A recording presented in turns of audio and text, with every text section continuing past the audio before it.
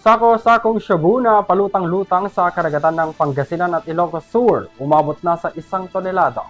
Narito po ang aking report.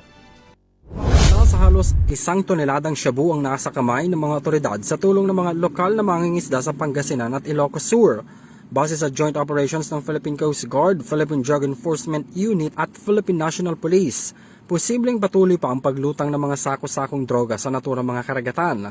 Sa ulat ng PCG, 2 sako na naglalaman ng shabu ang in-turn over ng mga lokal na mangingisda mula Santa Cruz, Ilocos Sur. Bukod pa ito, sa nauna ng hawak ng mga otoridad na 7 sako ng shabu na nakita naman ng mga mangingisda mula sa iba't ibang baybayin sa Pangasinan. Magkakatulad ng mga uri ng packaging na nakuha mula sa 2 lalawigan mula June 5 hanggang June 7.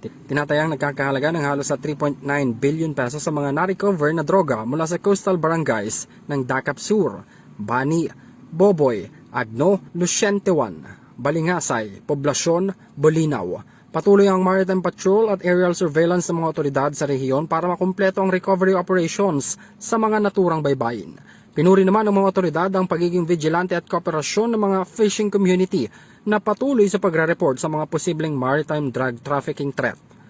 Para sa Euro TV News, ako si Henry V. Nicolas, sumasaludo sa bawat Pilipino.